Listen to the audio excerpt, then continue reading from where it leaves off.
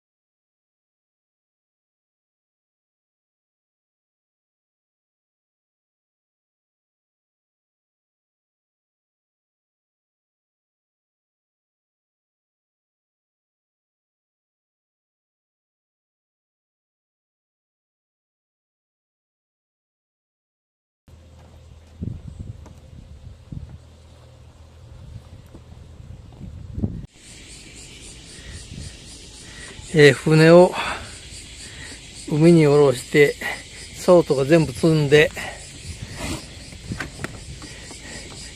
さあ行こうと思ったら、エンジンがかかんない。トラックに積むまでは快調だったんだが、横に向けておいた時間が長すぎたのかな。ちゃんと指定の向きに横倒ししておいたんですけれど、なんぼ引っ張ってもかかんないです。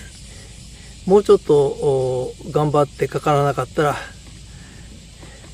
予備のエンジン使うかな。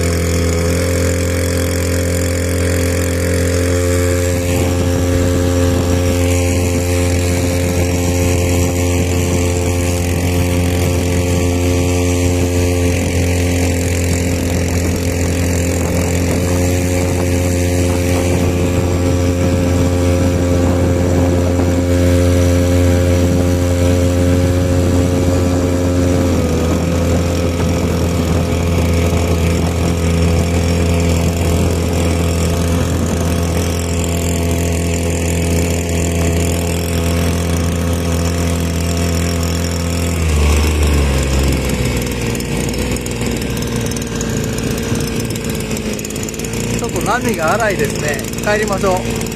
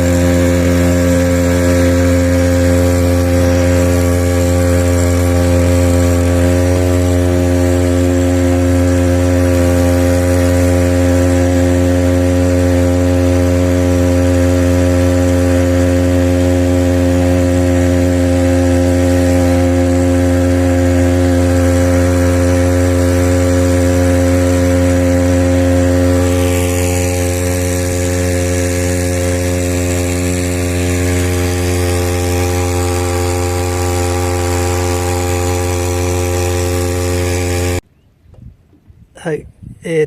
漁港内ですけれど、ここらで水深が16メーターぐらい。まあ、一応竿だけ出してみましょうか。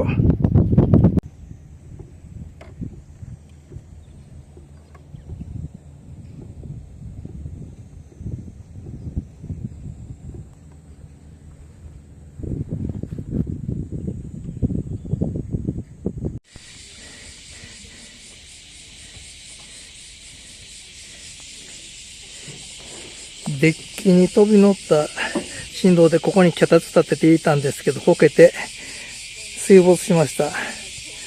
オズモポケットが水没してしまいました。これたとえ潜って取ったにしてもね、もうね、水没したんだからダメだと思います。あ、最低。